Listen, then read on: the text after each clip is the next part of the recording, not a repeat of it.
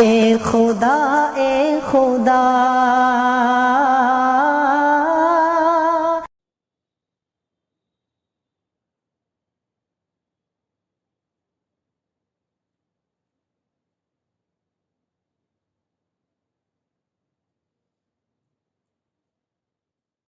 अस्सलाम वालेकुम वरहमतुल्लाहि वबरकातुहू।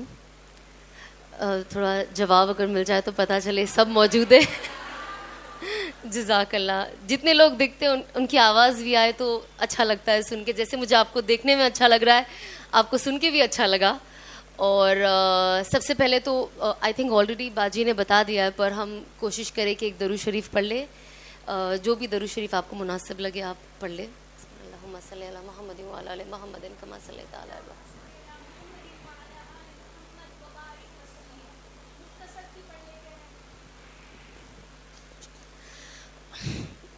और सबसे पहले बहुत अच्छी बात बाजी ने शुरुआत में की, वो है नीयत।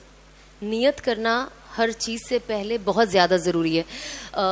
आई डोंट थिंक हम में से किसी ने नमाज बिना नीयत के पढ़ी होगी, किसी ने नहीं, राइट। नमाज तो अल्लाह कबूल कर ही लेते हैं ना अगर आप पढ़ लोगे तो। अगर मैं जोहर के वक्त नमाज पढ़ रही हूँ और मैंने नीयत नहीं की है तो अल्लाह को तो पता है ना जोहर का वक्त है, लेकिन हम तो भी कहते हैं जोहर, असर, फज्र, मगरिब, इशा।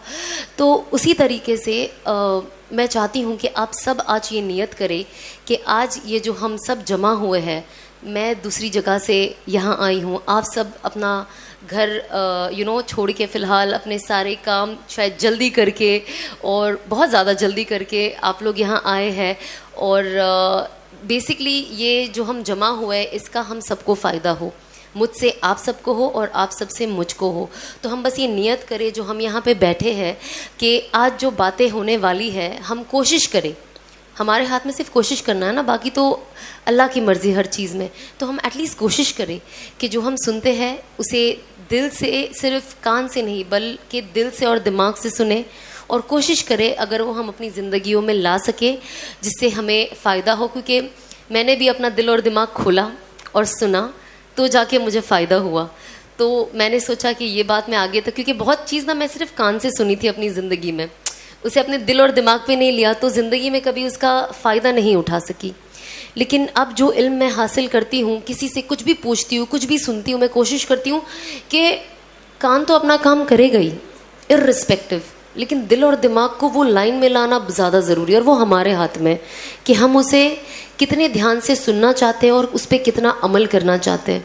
तो हम बस ये कोशिश करें और इंशाल्लाह अगर सबको फ़ायदा होता है, और हर जमा होने का रीज़न यही होता है कि कुछ फ़ायदा हो जाए, और अगर वो होता हुआ दिखाई देता है तो हम जैसे छोटे मोटे लोगों को मौका मिलता है वापस आने का और लोगों को मिलने का, क्योंकि उससे हमें भी मोटिवेशन मिलती है कि शायद मेरी बातों का कुछ असर हो रहा है, शायद जो अल्लाह ने मुझे ज़रिया बनाया है, हम सब किसी ना किसी के ज़रिए, मेरे में कोई ख़ास बात नहीं है, हम सब अब बिकॉज एक पब्लिक फिगर जब चेंज होता है या कोई चीज़ ऐसी कर लेता है तो जाहिर सी बात है वो सबकी नज़रों में रहता है। तो वो क्या करता है, कैसे करता है, कब करता है, क्यों करता है, ये हर किसी को जानने का एक शौक़ होता है। जैसे मुझे भी शौक़ है, बहुत सारे लोग क्या करते हैं, अब बहुत सारे उलमा मेरे फेवरेट है जिनकी मैं बयान सुनती हूँ, जिसमें से ऑफ कोर्स तारिक जमील साहब मेरे बहुत ज़्यादा फेवरेट है। तो मुझे बहुत अच्छा लगता है देखने कि ये क्या करते हैं, ये कैसे करते हैं और इसका क्या तरीका है। ये जो बोल रहे हैं मैं उनकी हर एक बात बहुत ध्यान से सुनती हूँ। तो हर इंसान को हर चीज़ सुनने से, समझने से फ़ायदा होता है सही तरीके से। सबसे पहले थैंक यू सो मच आप सबका कि आप सब ने मुझे उस लायक समझा कि मैं यहाँ पे आऊँ और आप सबके बीच में बात कर सकूँ। क्योंकि एक वक्त ऐसा था कि मैं खुद अपने आप को कोई लायक नहीं समझती थी।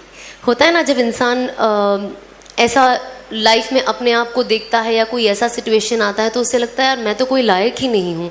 तो कभी कभी आज जब मैं कुछ चीज़ें देखती हूँ मुझे लगता है कि जो खूबियाँ मैं अपने में नहीं देख पाई वो अल्लाह ने उसको में एक चमक ला दी और आज आप लोग तक वो पहुंचा दी कि आप लोग वो देख पा रहे हो जो एक अरसे तक मैं नहीं देख पाई। तो ये एक चीज़ रियलाइज़ होती है कि सही रास्ते पे चलने से और कुर्बानियाँ देने से, सिर्फ कुर्बानी अपने ज़ात से नहीं, जो कुर्बानी आप बिना कुछ सोचे समझे सिर्फ और सिर्फ अल्लाह को बीच में रख के देते हैं, तो अल्लाह उस इंसान को कभी ज़ाया नहीं होने देता। ये सबसे पहले वर्ड्स थे जो मेरे शौहर ने मुझे कहे थे। तो जब उन्होंने मुझे, जब ऑफ कोर्स दावत का काम शुरू किया था और मुझे जब चीज़ें बताते थे, तो हमेशा मुझे एक ही चीज़ कहते थे कि सना, अल्लाह तुम्हें कभी ज़ाया नहीं होने देगा और अल्लाह तुमसे बहुत काम लेगा। मुझे आज भी याद है, उन्होंने ये चीज़ मुझे 2018 में पहली बार बोली थी, जब हम मक्का में मिले थे और मेरा उम्रा हो चुका था माशाल्लाह से, और मैं घर वापस लौट रही थी और उस वक्त वो वहीं थे। तो हमारी एक बहुत छोटी सी 2 मिनट की मुलाकात हुई और मैंने ऑफ कोर्स उनका नंबर था, और जब मैं वापस आई तो मैं उनसे पूछती थी, कोई भी मुझे डाउट होता था तो मैं उनसे पूछती थी। तो उन्होंने ना मुझे बहुत अच्छी उसी वक्त वो बात कही, जबकि मेरे अंदर उन्हें कुछ वैसा ज़ाहिर ही नहीं दिखाई दिया। बट होता है ना, कुछ इंसान जब हम किसी से मिलते हैं तो वो जैसे बात करता है या जो उसके अखलाक होते हैं और जो उसका तरीका होता है, उससे लगता है कि नहीं यार, मैं इस इंसान को इतने अच्छे से नहीं जानती या जानता, बट इंसान अच्छा है, कुछ इसके साथ अच्छा हो सकता। तो शायद वो चीज़ मेरे शौहर ने मुझ में उस वक्त दिखी थी, जब जाहिर सी बात है तब तो ना कोई शादी की बात थी और ना कभी हमें लगा था कि हम दोनों जुड़ भी सकते हैं। मतलब आज भी लोगों को शौक़ होता है मुझे और अनस को देख के कि हम दोनों की शादी कैसे हो गई, वैसे ही मुझे खुद को शौक़ होता है कि अल्लाह ने, जब भी मैं मेरे हस्बैंड को देखती मुझे लगता है अल्लाह ने कैसा जोड़ा बना दिया ना। मतलब मैं सपने में भी नहीं सोच सकती थी कि मेरी शादी इनसे कभी हो सकती है, क्योंकि हम क्या होता है ना, जैसे दुनिया में हम जीते हैं और जो हमारा ज़ाहिर होता है, क्योंकि लोग भी ज़ाहिर पे इतना ज़्यादा जाते हैं कि उनको जो दिखता है ना, ये दोनों ना सही है, साथ में ये दोनों ना गलत जोड़ी है। हम सिर्फ दिखावे पे ये जोड़ा सही है या गलत तय करते हैं, लेकिन बातिल सिर्फ अल्लाह जानता है, जो दिल में है वो सिर्फ अल्लाह जानता है। तो अल्लाह ने जाना कि ये दोनों का दिल जुड़ने से शायद कुछ फ़र्क आए, शायद हम आगे जाके कुछ लोगों के लिए खैर कर पाए। बेशक अल्लाह की मर्ज़ी से, और हर चीज़ अल्लाह करने वाला है, बट शायद हम वो ज़रिया बन पाए। और आज वो चीज़ देखकर इतनी खुशी होती है कि ये सारी बातें ना मुझे अनस हमेशा बताया करते थे, सना ऐसा होगा और अल्लाह तुमसे बहुत काम लेगा। देखो जुनैद जमशेद साहब से उन्होंने कैसा काम लिया, जब उन्होंने अल्लाह के लिए सब कुछ छोड़ दिया। और सबसे बड़े एग्जाम्पल जुनैद जमशेद साहब है हमारे लिए, मरहूम। तो जब उनकी मैं उन्हें पहले से ही बहुत पसंद करती थी और मैं उनका हमेशा वीडियो देखती थी। फिर पता चला मेरे हस्बैंड के वो दोस्त थे और उनसे उनका बहुत अच्छा कनेक्शन था, और उनकी शहीद होने से पहले उनका जो लास्ट वॉइस नोट आया था मेरे शौहर पे आया था, उन्होंने मुझे वो सुनाया, अभी तक उन्होंने वो सेव करके रखा है। तो जब मैं ये सारी बातें सुनती थी तो मुझे लगता था कि वाकई अल्लाह कुछ भी कर सकते हैं। कौन सोचा होगा कि ये इंसान इतना बदल जाएगा, और सब कुछ छोड़ के अल्लाह ने उन्हें इतना कबूल किया कि पूरे दुनिया में आई डोंट थिंक कोई ऐसा मुसलमान है जो उन्हें नहीं जानता है, यू नो। तो मुझे ऐसा लगता था कि अल्लाह अगर मेरे शौहर जो कह रहे सही है ना, तो मुझे भी female version of Junaid Jamshed बना देना, और मुझसे भी वैसा ही काम लेना, उससे बढ़ के लेना। क्योंकि हम अल्लाह से मांगते ना, तो जितना हो सके उतना मांगे, जितना ज़्यादा हो सके। हम तो छोटे मोटे इंसान हैं, तो हमारी दुआएं भी बहुत छोटी मोटी होती है, हमारी चाहत ही छोटी मोटी होती है। पर अल्लाह की ज़ात तो ऐसी है कि आप कहते हैं ना, सामने वाले को देखकर मांगा जाता है। जब हम किसी अमीर इंसान से मिलते हैं, हम सोचते हैं ना, क्या है 500 रुपये का ड्रेस दिया है, 5-10 हज़ार का तो देना चाहिए था ना तुम्हारे रुतबे के हिसाब से। पर जब हम कोई जिसका इनकम इतना अच्छा नहीं होता, वो मुझे 5 रुपये का चिप्स भी देते तो मैं खुश हो जाती हूँ कि यार कुछ तो दिया है इसने। तो उसी तरीके से जब हम अल्लाह से मांगते तो अल्लाह का तो अल्लाह की ज़ात के ऊपर कोई ज़ात ही नहीं है, तो हम उनके रुतबे के हिसाब से मांगे ना। अगर हम हमारे लिए मांग रहे हैं तो मैं कोशिश करती हूँ कि मैं अपनी औकात से बहुत ज़्यादा मांगूँ अल्लाह से क्या पता अल्लाह दे दे। क्योंकि ये चीज़ कहाँ से आई, जब मैं हमेशा ये अपने एक्सपीरियंस शेयर करती हूँ, और मैं ये लोगों को इसके लिए बताती हूँ ताकि लोग कभी ना उम्मीद ना हो। होता है ना, जब हम दुआ मांगते हैं अल्लाह से, कुछ लोग होते हैं, अब मेरे पास जब से मैं थोड़ा दीनी तरफ मेरा रुझाव बढ़ गया है, जब से मेरी तौबा हुई है, बहुत दीनी बहनों से बात करने का मौका मिलता है, और वो अपनी दिल की बात खुशी गम मुझसे शेयर करते हैं और बहुत अच्छा लगता है वो सुन के। तो बहुत लोग बेचारे लिखते हैं कि मैं 10 साल से दुआ मांग रही हूँ कि अल्लाह मुझे औलाद दे दे, या इसका कोई वजीफ़ा बता दे, उसका कोई ये चीज़ बता दे। तो मैं हमेशा उनको यही कहती हूँ कि आप अल्लाह से कभी ना उम्मीद ना हो। मैंने ऐसे भी लोग देखे हैं जिनको निकाह के 22 साल बाद बच्चे हुए हैं, पहली औलाद। तो अगर हम एज अ मुस्लिम हम कुरान पढ़ते, करेक्ट, हम कुरान में यकीन रखते हैं, बेशक करेक्ट, जो लिखा है शायद वो हमारे लिए सूट ना हो हमारी सिचुएशन के हिसाब से, क्योंकि इंसान ना कमज़ोर होता है। कोई भी थोड़ी सी चीज़ आए, आँख में से आंसू फटफट आने लग जाते हैं, बहुत नेचुरल है वो। दिल का टूटना, कमज़ोर होना, हेल्पलेस फील करना बहुत बहुत नॉर्मल है। इसमें कोई ऐसा नहीं है कि आप फील करते हो मैं फील नहीं करती हूँ, या मैं फील करती हूँ आप फील नहीं करते। हर वो इंसान फील करता है। तो हमें अल्लाह से ना उम्मीद नहीं होनी चाहिए, क्योंकि कुरान ही तो कहता है ना, जब आई नो कभी कभी जब इंसान दुखी होता है तो आप जब कुरान की आयत से उन्हें समझाते हैं ना, इंसान को एक तसल्ली तो मिलती है, लेकिन दुख तो देखो दुख होता है, वो हम सिर्फ बांट सकते, पर जिस पे बीतती है वो जानता है। तो मैं हमेशा कुछ जो मेरे बहुत ही नज़दीक के लोग हैं, मैं उनसे वही कहती हूँ, जब स्पेशली औलाद की बात आती है, मैंने कहा कुरान कहता है कि मैं जिसे चाहे हूँ लड़का दूँ, जिसे चाहे लड़की दूँ, जिसे चाहे दोनों दूँ, जिसे चाहे कुछ ना दूँ। तो जब ये कुरान कहता है तो अल्लाह ही देने वाला है, हम क्यों इतना अल्लाह से निराश होते हैं? हमको बस अल्लाह से मांगते रहना है, हमको मांगते रहना है। जब तक हमारे अंदर ताकत है हमें अल्लाह से मांगते रहना है। अब मैं इसका आपको पर्सनल एग्जाम्पल बताती हूँ। जब 2012 में मैं बिग बॉस से निकली थी, और उससे पहले भी ऑफ कोर्स मैं काम करती थी, पैसा था, बट पता नहीं क्या हुआ, जो 2013 से मेरा पहला उम्रा का सफ़र अल्हम्दुलिल्लाह शुरू हुआ। अब सफ़र तो शुरू हो गया, तो जब मैं वहाँ जाऊँ ना, मैं 2000 अल्हम्दुलिल्लाह 13, 14, 15, 16, 17 5 साल अल्लाह ने मुझे अपने घर बुलाया, मेरे घर वालों के साथ बुलाया। और जब भी मैं जाऊँ, मुझे ऑनेस्टली आप यकीन करोगे कि नहीं, आई डोंट नो, बिकॉज कभी कभी कुछ बातें ऐसी होती है ना, हम कहते हैं ना कि अल्लाह ने ऐसा जादू कर दिया। अब मैं किसी को बोलूँगी तो पता नहीं वो यकीन भी करेगा कि नहीं। तो मेरे साथ में आप लोगों से वही बात शेयर करूँगी जो सुनने में ना बहुत अजीब लगती है, पर ये होता है लोगों के साथ।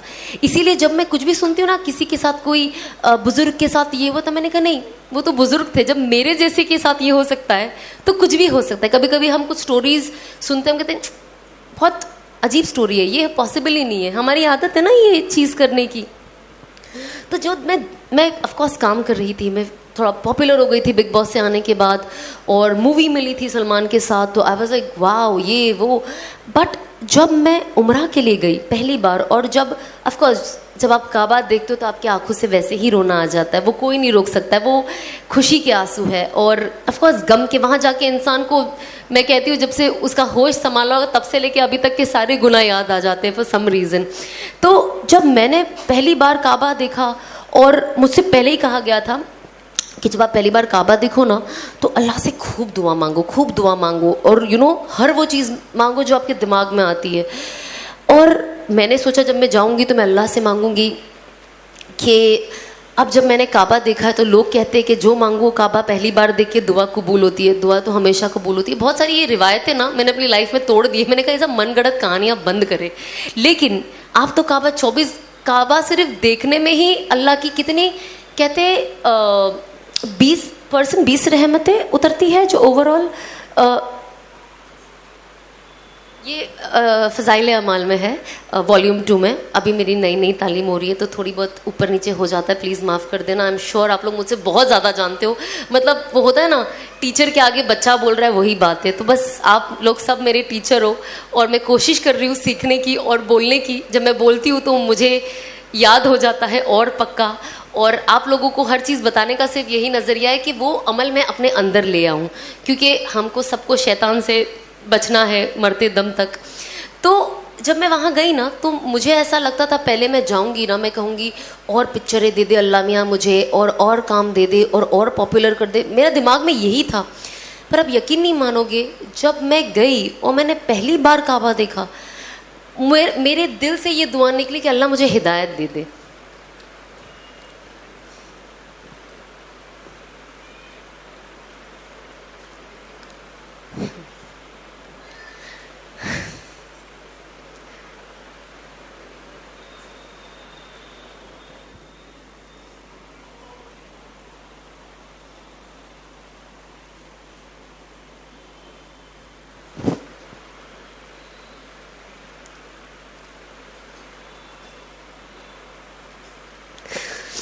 ऑनेस्टली आई डोंट नो कितने लोग इस चीज़ को वैल्यू करते हैं, पर मेरे लिए ये वर्ड हिदायत मेरे लिए बहुत वैल्यू करता है, बहुत।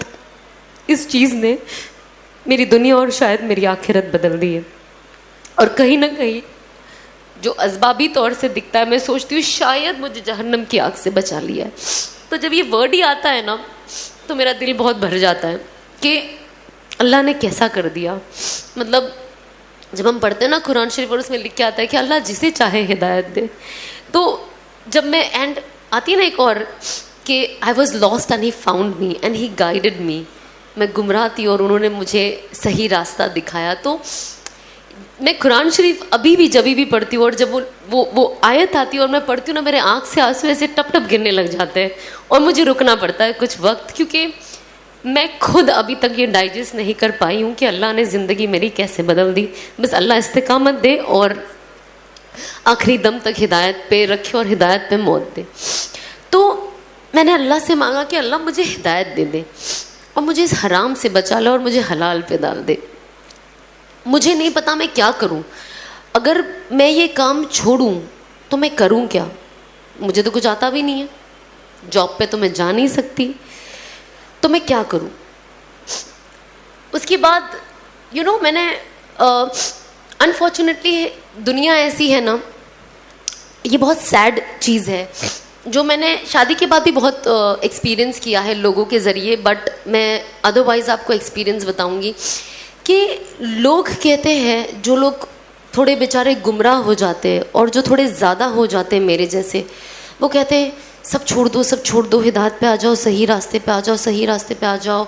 और ये तो फहाशी है और गैर महरमों के साथ ऐसे काम करना बेशक गलत है, बट जब इंसान सुधरना चाहता है और अपनी ज़िंदगी सही करना चाहता है तो फिर वो उनके ऊपर अपने तानों की बारिश कर देते हैं कि इंसान उल्टा पैर भाग जाए, कि भले मैं सीधा हो जाऊं लेकिन मुझे लोगों को नहीं बताना है कि यार मैंने अल्लाह ने मुझे हिदायत की तौफीक दी, क्योंकि लोग मेरा मजाक बना रहे हैं और शायद इनकी वजह से ऐसा ना हो कि मैं वापस जहाँ से आई हूँ मैं वहाँ चली जाऊँ।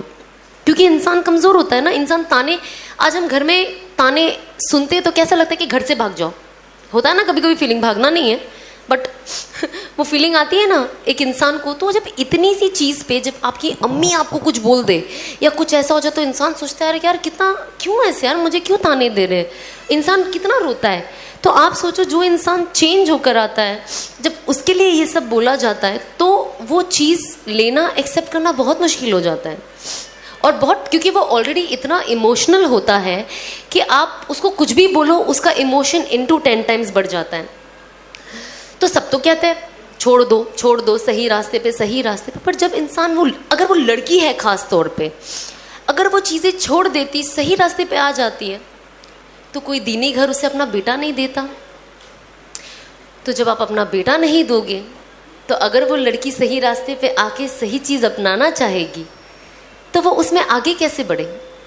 हम जब ये बात आती है ना कुर्बानियों की, और जब हम हदीसें पढ़ते हैं तो हम ना ये सारे एग्जाम्पल्स लोगों को तो बहुत अच्छे से दे देते हैं, बट जब वो अपने पे आती है ना तो हम वो करना पसंद नहीं करते। इसीलिए मैं मेरे हस्बैंड की बहुत ज़्यादा शुक्रगुजार हूँ और साथ ही साथ मेरे सास ससुर की, कि जो ये सारा सिचुएशन देखकर मुझे खुशी खुशी एक्सेप्ट किए। मेरे हस्बैंड ने एक इतना बड़ा स्टेप लिए, क्योंकि होता ना जो इंसान आलिम होता है तो उनके जो सराउंडिंग वाले होते हैं वो उनका दिमाग, कुछ लोग, नॉट ऑल, कुछ लोग ऐसा दिमाग में फितूर बिठा देते कि सामने वाला जो कुछ करना भी चाहता है तो उसे नहीं करने देते, क्योंकि उसको इतना डाउटफुल कर देते हैं कि आप तो इससे शादी कर रहे हो, ये टिकेगी कि नहीं। मतलब मेरी निकाह पे तो ऐसी ऐसी बातें उठी थी, मैं टिकूंगी कि नहीं, शादी मेरी 6 महीने भी नहीं टिकेगी और मैं वापस वही हो जाऊंगी जो मैं थी। और मैं अल्लाह को यही कहती थी कि अल्लाह मुझे सब्र दे और इन सबको दिखा दे कि ये लोग कितने गलत हैं। और शायद जब वक्त जाएगा और लोग देखेंगे तो शायद अपना नज़रिया बदले। मुझे जो चीज़ से मैं गुजर रही हूँ अभी, और जो तकलीफ़ चीज़ें सुनकर मुझे हो रही है, लेकिन मेरे कुछ चीज़ को लोगों तक ऐसे पहुँचा कि मेरे बाद आने वाली लड़कियों के लिए आसानी कर दे। ताकि मेरे जैसी जो और लड़कियां हैं वो अपनी ज़िंदगी का रुख बदले, और अनस को देखकर जो लड़के हैं वो ये करने के लिए आगे बढ़े कि हमें लाया गया, इस हमें बातों के लिए तो ना लाया गया है। मैं तो यहाँ बैठ के बड़ी बड़ी बातें कर सकती हूँ, बड़ी बड़ी बातें कर सकती हूँ, लेकिन अगर मैं वो अमल नहीं करती हूँ तो कोई पॉइंट ही नहीं है। और अल्लाह कहता है ना कि जब आप दाई बनो और जब आप लोगों को कुछ बोलो, अगर मैं आज आपको बोलूँगी ना कि आपको 2 रकात नफिल पढ़नी है तो मुझे 4 रकात तो एटलीस्ट पढ़ने वाली होना चाहिए, तब अल्लाह मेरी बातों में वो वज़न देंगे और वो जोर देंगे जो आप लोगों के दिल में जाके उतरेगी। वरना सिर्फ बातें यहाँ से सीधा वो डोर के बाहर हवा में निकल जानी है। कि अल्लाह कहेंगे जब ये खुद ही कुछ नहीं करती है तो आपके दिलों में लाना मुश्किल है ना। तो ये बहुत ज़रूरी है कि हम किस चीज़ के बारे में क्या सोचते हैं। हमें सोच के साथ, हमें कहते हैं ना, हम प्रीच करने वाले नहीं बने, सिर्फ you practice what you preach. आप जो बोलते हैं आप खुद प्रैक्टिस करें। तो मैं ऑफकोर्स बातें करने से पहले मैंने प्रैक्टिस करना शुरू किया, और जितनी चीज़ मैं अभी प्रैक्टिस करती हूँ मैं वो चीज़ बातें करती हूँ, और जो चीज़ मैंने नई नई अमल में लाई है मैं वो भी कोशिश करती हूँ कि मैं शेयर करूँ, ताकि साथ ही साथ जिन किसी को एक्चुअली पता, आप यकीन नहीं मानोगे, जैसे मुझे मेरे शौहर एक कोई बता देते कि आप ये पढ़ो, ये पढ़ने के बाद ये ज़्यादा ज़रूरी है और इससे फलाना फलाना फ़ायदा है। पता है मेरी सबसे पहली फीलिंग क्या होती है? मैं जल्दी से इंस्टाग्राम पे डाल दूँ ताकि सब पढ़ ले और सबको ये फ़ायदा हो जाए। आज अल्लाह ने ऐसा किया है कि ये फीलिंग सबसे पहली फीलिंग है जो मेरे दिल में आती है कि लोगों का फ़ायदा हो, लोगों का फ़ायदा हो। जैसे इन्होंने कहा, कुरान में लिखा है उखरिजत लिन्नास, कि हमें बनाया गया है एक दूसरे की बेहतरी के लिए। अल्लाह कहता है कि आप जाए और लोगों को बताएं कि मुझे क्या पसंद है, और लोगों को जाकर ये भी बताएं कि मुझे क्या नहीं पसंद है। और जो मेरी सुन्नतों को फॉलो करेगा और हुज़ूर पाक सल्लल्लाहु अलैहि वसल्लम की सुन्नतों को फॉलो करेगा वो बिल्कुल कामयाबी के रास्ते पे है। तो यही तो कुरान हमें कहता है एकदम खुले अल्फाज में। इसमें रीड बिटवीन द लाइन कुछ नहीं है कि अब आप इसके कितने मतलब निकालोगे, इसका कोई मतलब नहीं है। कट एकदम स्ट्रेट, पॉइंट टू पॉइंट लिखा हुआ है। इसमें हमें कोई आगे पीछे की कोई दलाइल नहीं है, एकदम स्ट्रेट है। अगर ये कोई नहीं समझे तो वो बेवकूफ़ी होगा, है ना। इतनी तो समझ हम सब में माशाल्लाह से। तो जब मैं उम्रा के लिए जाती थी, मुझे अभी भी याद है कि मैं 5 वक्त सिर्फ यही दुआ मांगती थी। जो 5 बार गई हूँ हर वक्त ये दुआ मांगती थी कि अल्लाह हिदायत दे दे। मुझे नहीं पता मेरा हलाल का क्या ज़रिया है रोज़ी का, पर दे दे, और मुझे इस हराम से कैसे भी निकाल के बाहर भगाओ मुझे यहाँ से जल्दी, क्योंकि मेरी जान ऊपर नीचे होती है कुछ वक्त। पर तब कैसा होता था ना, कुछ कुछ वक्त होती थी। क्योंकि क्या होता है ना, एक मैंने बहुत अच्छी चीज़ पढ़ी थी कि जब इंसान ना अपने आप को इतने हराम में घेर लेता है तो उसे हलाल भी हराम नज़र आने लगता है। तो मैंने अपने आप को, अब मैं जो काम करूँगी तो जाहिर सी बात है वैसे ही लोग मेरे आसपास होंगे, तो मुझे हिदायत कैसे मिलेगी? उसके लिए मुझे ऐसे इंसान के साथ बैठना ज़रूरी है ना, और ऐसे इंसान के साथ बात करना ज़रूरी है। अब तब तो हम कोई मौलाना को देखे तो हम उल्टे पैर भाग जाते थे, क्योंकि हमें तो लगता था ये हमारी खिंचाई करने वाले हैं और बस मुझे सीधा जहन्नम में भेजने वाले। और जब ऐसी अनफॉर्चुनेटली जब अनस से मुलाकात हुई थी और जब मैं उन्हें नहीं जानती थी अच्छे से, तो मुझे लगता था, शुरुआत में जब हमारी बात होती थी, मैंने कहा यार अब मैं क्या बात करूं, मैं तो पर्दा भी नहीं करती हूँ। और होता है ना यार, कोई मौलाना बैठे, भले आप कैसे भी टाइप की लेडी हो, लेकिन वो कहता है भाई सर पे दुपट्टा तो रख लो यार, खुद का नहीं सामने वाले की तो इज्जत रख लो, होता है ना। तो मैं अनस के पास वैसे जाऊं और बात करूं, मुझे ऐसा लगता था यार, वो होता था ना, मैंने इनका नाम रख दिया था कि अल्लाह की पुलिस आ गई है पकड़ने के लिए मुझे तो मुझे ऐसा लगता था अच्छा। फिर अल्लाह ने एक ऐसा वक्त लाया कि 2018 ही, उसी साल के एंड में, आप यकीन नहीं मानोगे, मुझे शुरुआत में अनस बहन बुलाते थे, ओके मैं सोचती हूँ तो मुझे अभी भी हंसी आती है। तो ऑफ कोर्स वो तो दावत की नीयत से मिले थे मुझे, और उनका काम था कि यार एक कोई अगर इंडस्ट्री से सही रास्ते पे आ जाती है, शायद और बहनों का फ़ायदा हो जाए, इंडस्ट्री से भी और उसके अलावा भी। तो मुझे जब मिले, अच्छा बहन, जी बहन, जी बहन, मैं भी हाँ, जी जी जी मौलाना जी, जी जी जी तो क्या पता था कि मेरे हमसफर बन जाएंगे। तो हाँ हाँ हाँ, जी जी जी। अब इनके साथ मैं मिली ना, जब मैं आपको बता ही देती हूँ, मुझे क्योंकि मुझे तारिक जमील साहब बहुत पसंद है, तो मैं डेफिनेटली चाहती थी कि मेरी उनसे मुलाकात हो जाए। तो मेरी बात अनस से हुई एंड मेरी मुलाकात उनसे दुबई में हुई। और जब हुई ना, तो मैं जाके जब जैसे उनको मिली, आप यकीन नहीं मानोगे, मैं उनके साथ 2 घंटा कम से कम बैठी होंगी। मैं, मेरी मॉम, मेरे डैड, उन्होंने मुझे कुछ नहीं कहा।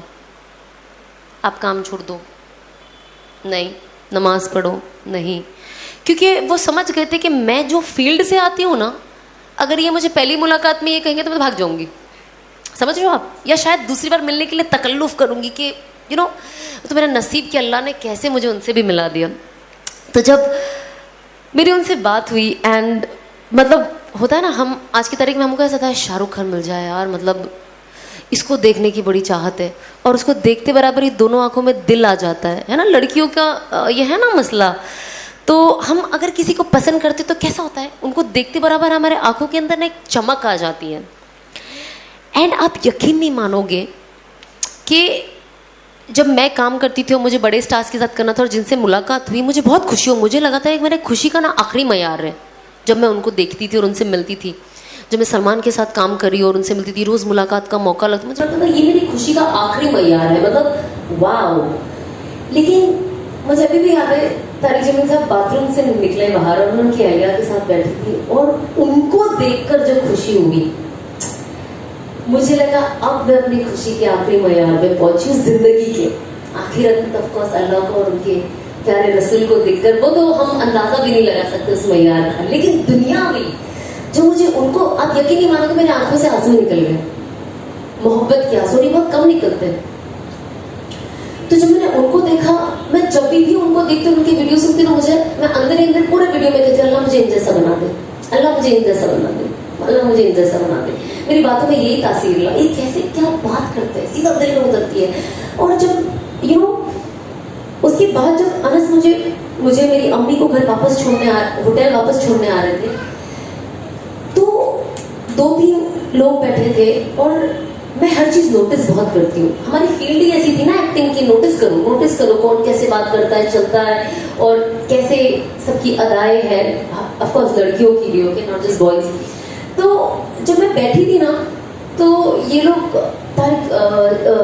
मरहूम जुनैद जमशेद साहब की बात करने लगे, और जैसे ये लोग बात करने लग गए, अल्लाह उन्हें जन्नतुल फिरदौस नसीब अता फरमाए, क्या शख्स थे वो, अल्लाह उनकी मगफिरत करे। तो एक सेकंड यू नो, मेरे अंदर उस वक्त बहुत सारी चीजें आ रही थी, और सबसे पहली चीज जो मेरे उस वक्त दिमाग में आई, क्या मेरे पास मेरी जिंदगी में ऐसे कोई लोग हैं जो मेरे इस दुनिया में नहीं रहने के बाद मेरे लिए ऐसी बातें करें। क्योंकि मैं हमेशा लोगों को नॉर्मल लोगों की बात करती हूँ, जो दीनी तरफ इतना रुझाव नहीं है, वो यही कहते यार वो अच्छा इंसान था यार, पर इस दुनिया में नहीं है। मैंने कभी नहीं सुना कि सारे लोग जितने मजमे में बैठे हैं, 5-6 लोग अगर ग्रुप में बैठे हैं, सब बोल रहे अल्लाह उन्हें जन्नत दे, आमीन आमीन। तो मैंने कहा मुझे तो यही चाहिए। तो उस वक्त मैं अपने आप से पूछी, क्या मैं ऐसे किसी को जानती हूँ? ऑफकोर्स मेरे माँ बाप के अलावा और भाई बहन है, पर आज की तारीख में कोई किसी गारंटी नहीं दे सकता ना कि मरने के बाद कौन कितना पढ़ के भेजेगा। पर उनके अलावा सबसे करीबी रिश्तों के अलावा क्या मेरे पास कोई एक दोस्त है कि अगर मैं इस दुनिया में नहीं रही तो अल्लाह ने कितना आसान कर दिया ना, पूरा कुरान में 3 बार बिस्मिल्लाह बोलती कुल वल्लाहु अहद पढ़ ले तो एक कुरान का सवाब है। क्या मेरे पास कोई ऐसा एक वाहिद इंसान है जो मेरे लिए सिर्फ 3 बार सूरह इखलास पढ़ ले बिस्मिल्लाह के साथ और मुझे बख्श दे? एंड मेरे पास कोई नाम नहीं आया मेरे जहन में, मैं एक इंसान का उस वक्त नाम नहीं सोच पाई।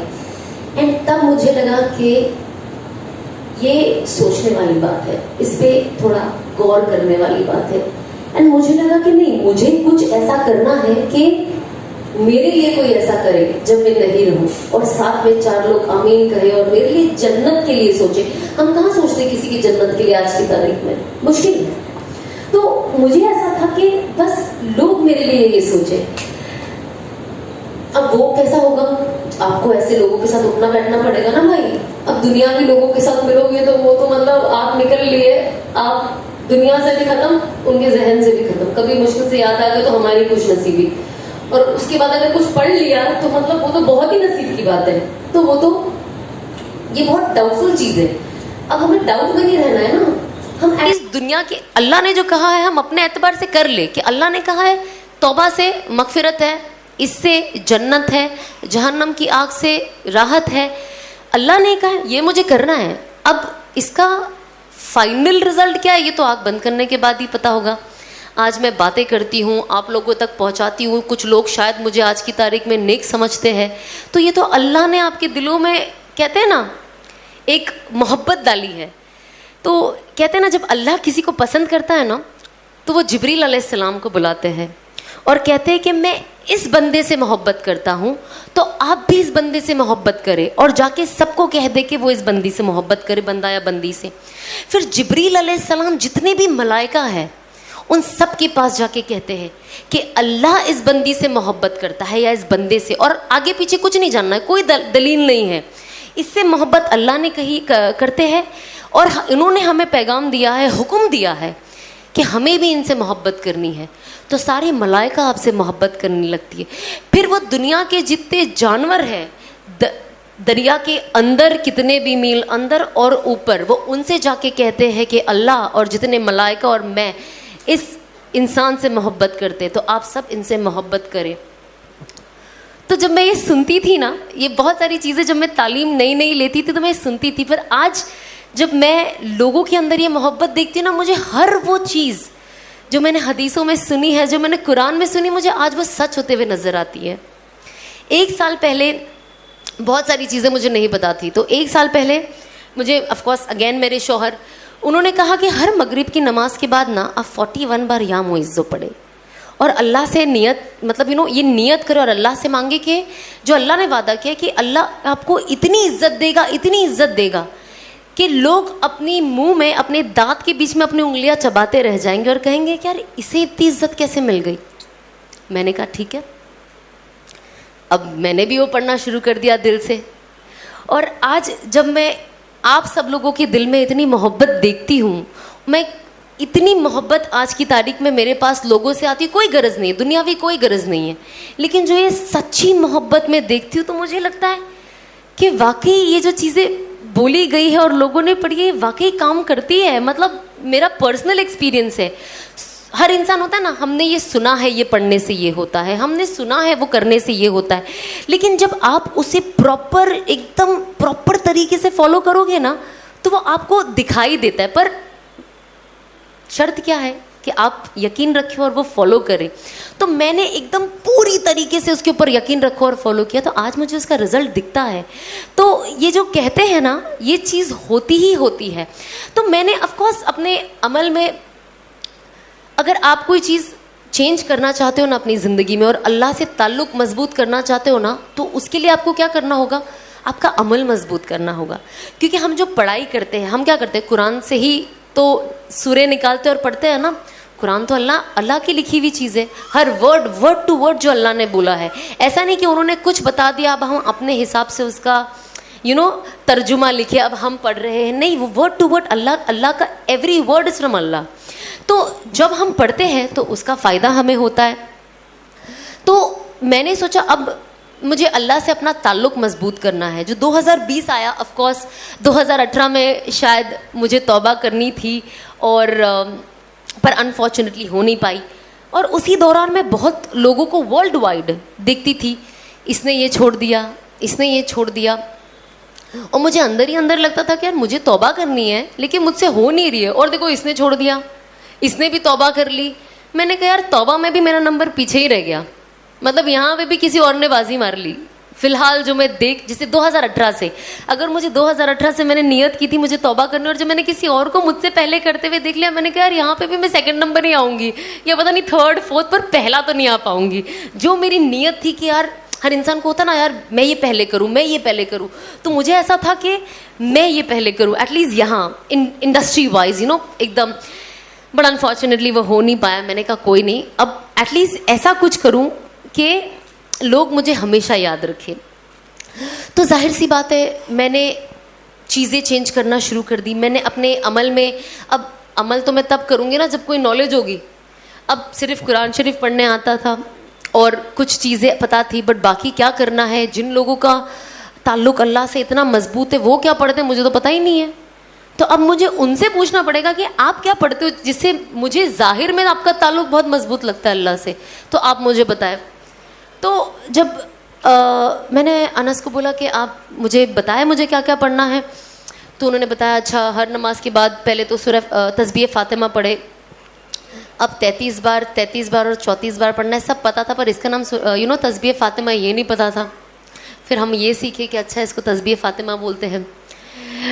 बहुत सारी चीज़ें नहीं पता थी, बहुत शुरुआत में जब मुझे कोई कहता था ना सूरह इखलास पढ़ो, मैंने कहा वो क्या होता है, अच्छा कुल हुवल्लाहु पढ़ना है। अभी भी बहुत सारे लोग हैं जिनको मैं बेचारों को मिलती हूँ जिनको नहीं पता, कहते हैं सूरह फातिहा पढ़ो, तो उन्हें नहीं पता है कि अलहम्दो पढ़ना है, यू अंडरस्टैंड। तो हम कोशिश करते हैं कि लोगों को ये भी बताए। मुझे हंसी भी आती है, अफसोस भी होता है कि बहुत सारी चीज़ों को बहुत लेट सीखने मिला, बट मैं कोशिश करती हूँ कि मैं बैठ के लोगों से, मेरे घर में भी मेरी बहन है, मेरी अम्मी है, मैं उनसे ये बातें करते रहूं। तो मैंने उनसे पूछा कि मैं क्या पढ़ूं। अब मेरे शौहर वो नहीं चाहते थे कि मेरा ताल्लुक लेट बने, वो चाहते थे मैं फास्ट ट्रैक में रहूं, कि तत्काल कहते हैं ना, एकदम जुब से आगे बढ़ जाऊं। तो उन्होंने मुझे पढ़ाई माशाल्लाह इतनी सारी दे दी थी कि मुझे मेरी अम्मी से भी बात करने का वक्त नहीं था। मेरी अम्मी जब बोले मेरा भी ख़त्म नहीं हुआ, एक तो मैं इतना स्लो कुरान शरीफ पढ़ती हूँ, अस्तगफिरुल्लाह। मुझे अभी भी याद है जब मैं छोटी थी, मैं ये चीज़ को प्रमोट नहीं करती हूँ, बट ये बहुत गलत चीज़ मैं करती थी जो बिल्कुल मना है करने के लिए, बट मेरे से एक बार हुआ है। तो इससे जुड़ के एक दूसरी चीज़ है जो मुझे आपको बताना है, इसके लिए मैं ये वाक़या बता रही हूँ। तो जब पहले मेरी नानी का इंतकाल हुआ था, उसके बाद मेरे नाना का इंतकाल हुआ। अब जब मेरे नाना का इंतकाल हुआ तो अब मेरे घर में कोई मर्द था नहीं, फिर मेरे एक कज़न थे, तो हम सब अनफॉर्चुनेटली, मैं और मेरी मम्मी भी कब्रिस्तान गए और वहाँ पे सूरह यासीन पढ़ना शुरू किया। अब सबने पढ़ लिया, अब मैं पढ़ी रही हूँ, सब खड़े हैं ऐसे कि मैं कब ख़त्म करूँगी। मैं इतनी ऐसी मेरी स्पीड थी। तो मेरी नानी की कब्र पे पहली पढ़ी गई। अब जब नाना की कब्र पे गए तो सबसे पहले मेरे भाई ने बोला तू रहने दे तू घर जाके पढ़ लेना, क्योंकि इतना स्लो पढ़ती हो। तो ऑफकोर्स आई रिग्रेट, वो मेरा I think first and last time था जो मैं गई, और जब मुझे ऑफकोर्स समझ पड़ी कि कब्रिस्तान बिल्कुल नहीं जाना चाहिए, मम्मी को वो नॉलेज हमने बिल्कुल, बट वो हमारा वाहिद एक वक्त था जो हम गए थे। और मैं हमेशा कहती हूँ लोगों को कि इन सारी चीज़ों से आप बचे, जितना हो सकता है बचे। जो ना करने वाले काम है खुदा के वास्ते ना करें। मैं कहती हूँ जो भी चीज़ में थोड़ा सा भी डाउट होता है ना, वो बेहतर है छोड़ देना। इससे कोई कहता है ना डाउट है, हो भी सकता है नहीं भी हो सकता, तो मत करो, छोड़ दो, वो ज़्यादा बेहतर है। तो तब मुझे ऐसा लगा यार मैं कितना स्लो पढ़ती हूँ कि इन लोगों ने मुझे पढ़ने ही नहीं दिया। बेचारे मुझे मेरे नाना नानी से बहुत हद से ज़्यादा मोहब्बत थी और है, मतलब मैं उनको कभी, मैं रोज़ उन्हें याद करती हूँ, मैं कभी नहीं भूल पाती हूँ। और हर वक्त जब भी मैं देखती हूँ मुझे लगता है अल्लाह मैं मेरे नाना नानी की मगफिरत कर दे, क्योंकि मैं इतनी छोटी थी, मुझे लगा मैं उतना मेरी नाना नानी के लिए कर नहीं पाई जो मुझे करना था। और जब खिदमत और इन सारी चीज़ों का मतलब समझ में आया ना, तब तक बहुत लेट हो चुका था, वो चले गए थे। और उन्होंने पूरा बचपन मुझे पाला। मेरी नानी बेचारी, मैं स्कूल जाती थी, मेरी मुर्गी संभालती थी। अब आप समझो एक बुज़ुर्ग इंसान जो 60-70 साल के ऊपर हो गया, वो बेचारा चल नहीं पा रहा, मेरे चूज़ों के पीछे भाग रहा है कि यार मेरी नवासी आएगी, उसको मुर्गी का बच्चा नहीं मिलेगा तो वो रोने लग जाएगी। उसे कौवों से बचाती थी, डंडा लेके घूमती थी कि कौवा आएगा तो उसको मार के भगाऊंगी, कि क्योंकि मुझे मुर्गी पालने का बचपन में बहुत शौक था। बेचारी का अगर पैर भी टूट जाता था तो मैं उसको हल्दी लगाती थी, लेप लगाती थी, फलाना करती थी, बहुत सारे ढोंग करती थी। तो मुझे ना वो सारी चीज़ें देख के याद आती थी कि हमारे नाना नानी, दादा दादी हमसे कितनी मोहब्बत करते जब हम छोटे होते हैं। अनफॉर्चुनेटली हमारे अम्मी अब्बू भी। और जब हम बड़े होते हैं और जब वो बच्चे बन जाते हैं,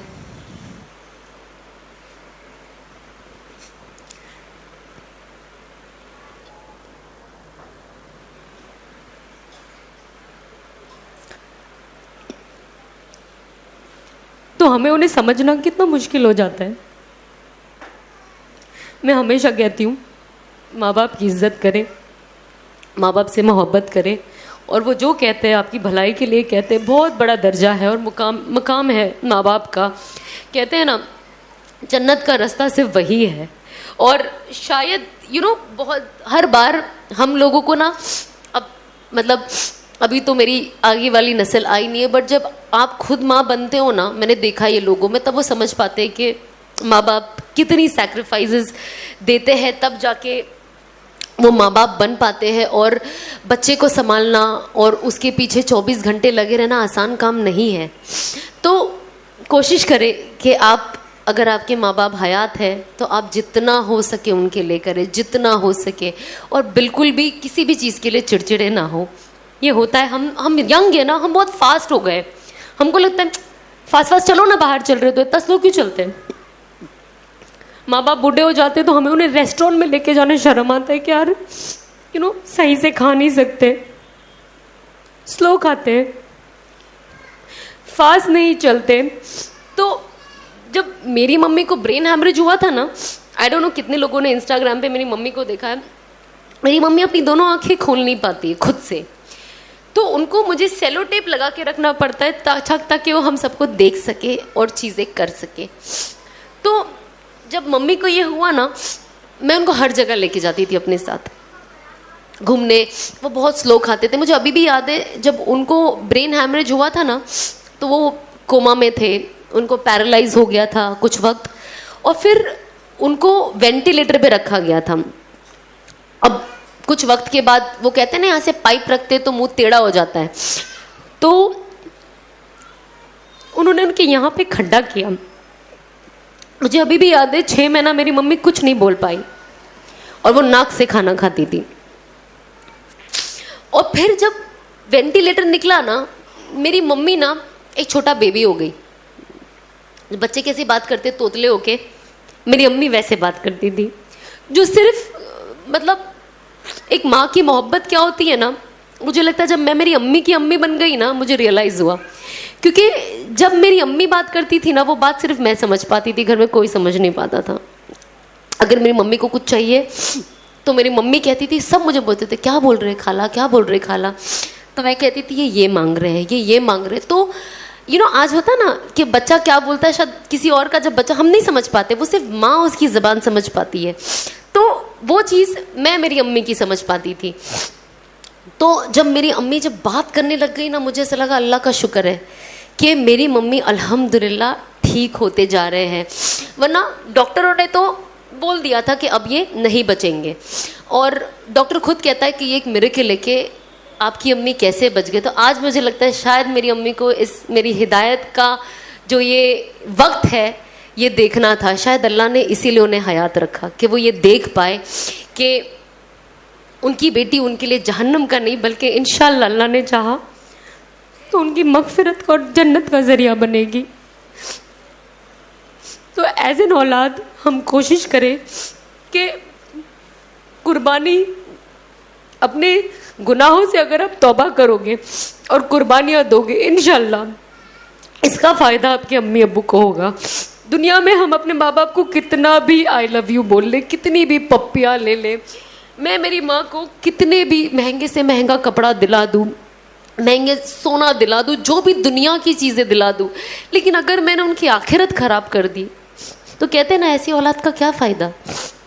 इसीलिए हम कहते हैं ना अल्लाह से नेक साले औलाद मांगो कि वो आपकी मगफिरत का ज़रिया बने, ना कि आपकी जहन्नम का ज़रिया बने। कि क़यामत के दिन उनसे ये पूछा जाए कि आपने इनकी परवरिश क्यों नहीं की सही तरीके से। तो मैं चाहूँगी कि क़यामत के दिन अल्लाह उनसे कहे ना कि शाबाश आपने इतनी अच्छी बेटी की परवरिश की है कि आज ये खुद भी जन्नत जाएगी, आपको भी लेके जाएगी और शायद और कुछ लोगों को साथ लेकर चले जाए। जिस तरीके से उसने दावत का काम किया है। तो जब मैं दावत का असल मकसद जानी ना, तो मैंने कहा यार ये ऐसा काम है जो दुनिया में भी फ़ायदा देगा और आखिरत में भी। तो मैंने कहा बस अब यही काम है जो करना है। कल भी मेरे मैंने बयान किया पर मैं बातें बोल नहीं पाई। कल मेरा यौम विलादत का दिन था और जैसे असफी आपा ने और उनके हस्बैंड ने ये अरेंज किया 2 दिन पहले, तो अनस मेरे सामने बैठ रहे थे, उन्होंने बोला 21 अगस्त को कर रहे थे। मैंने अनस को बोला कुछ मत बोलना, वो बोलने जा रहे थे कि मेरा बर्थडे है एंड ऑल दैट, मैं सेलिब्रेट नहीं करती हूँ ऑफ कोर्स, तो वो बोलने जा रहे थे, मैंने कहा मत बोले। एंड आप यकीन नहीं मानेंगे, 20 की रात को जब 12 बजे और मैं नमाज के लिए बैठी, मैं इतना रोई और कहते हैं ना जब अल्लाह किसे माफ करना चाहता है ना तो वो उससे ऐसे इम्तिहान लेता है कि अगर अल्लाह आपके लिए एक ऊंचा मकाम चाहता है, लेकिन आपके अगर अमाल वैसे नहीं है ना, तो अल्लाह आपसे कुछ ऐसे काम करा लेगा, क्योंकि अल्लाह को पता है कि ये बंदी इतना अमाल नहीं कर पाएगी कि मैं इसे जन्नतुल फिरदौस भेजूं। तो मैं क्या करूं, इसे हालातों में डालूं और कुछ ऐसे अननोन काम ले लूं जिससे इसका मर्तबा ऊंचा हो जाए। तो उस वक्त मैंने सोची कि मैंने अपनी ज़िंदगी का कितना साल इसी दिन गाना बजाया, डांस किया, अस्तगफिरुल्लाह कैसे कैसे कपड़े पहने, उसमें लोगों को शामिल किया, मेरे घर वालों को नचाया, अल्लाह उनकी भी मगफिरत करे। जो मैंने किया, एटलीस्ट मैं तो हमेशा माफ़ी मांगती हूँ कि मेरे ज़रिए जिसने भी गुनाह किया अल्लाह उन्हें माफ़ कर दे, मेरे घर वालों को भी, क्योंकि ज़रिया मैं थी। तो उस वक्त मुझे ऐसा था कि यार इस दिन मैंने कितना साल गलत किया, कितना साल, मेरी आधी ज़िंदगी ख़त्म हो गई है। मैं 34 ईयर्स की हूँ और मैंने इतना साल इसी दिन क्या क्या नहीं किया जिसने अल्लाह को कैसे नाराज़ किया होगा। अल्लाह और उसके फरिश्ते मुझ पे लानत भेजते होंगे इसी दिन कि मेरे पैदा होने के दिन पे मैं क्या कर रही हूँ। और अल्लाह ने देखो ना कैसा गैप का काम किया कि बस हमने तय किया अहमदाबाद आएंगे और हम कुछ बातें करेंगे, एक्सपीरियंस शेयर करेंगे। अल्लाह ने कैसा दिन चुना, 21 अगस्त, वही बर्थडे का दिन, और अल्लाह ने उसी दिन मेरे से कैसा काम लिया। तो कभी कभी जब इंसान चीज़ों को खुल के समझता है ना, तो वो समझता है कि अल्लाह कुछ भी कर सकता है, कोई मुश्किल नहीं है, कोई मुश्किल। और अल्लाह आपको इस दुनिया में ही दिखाएगा कि मैं आपको कबूल करता हूँ, बट आप इसे पकड़ के रखना। ऐसा नहीं है कि आज कुछ चीज़ें मुझे दिख रही है कि मेरी कबूलियत हो रही है तो अब बस मैं एकदम कहते हैं ना सीना तान के आ जाओ कि बस अब मैं तो जन्नत ही जाने वाली हूँ। ना, ये तो आँख बंद होने के बाद ही पता चलेगा। बट जब अल्लाह, हर इंसान कहता है ना, अगर आपने एग्जाम दिया है, आप कुछ अच्छी चीज़ें कर रहे हो, अगर मैं आपको बोले माशाल्लाह आपने बहुत अच्छा किया, मुझे एक इंसान को अप्रिसिएशन पसंद है, मोटिवेशन पसंद है, तो अल्लाह हर इंसान को मोटिवेट करता है। आई एम श्योर आपने भी ऐसे बहुत एग्जाम्पल्स देखे होंगे, नोटिस किया होगा कि ये करने से अल्लाह ने मेरे लिए ये कर दिया, वो करने से अल्लाह ने मेरे लिए ये कर दिया। तो बस हमें ना वो नोटिस करने की ज़रूरत है।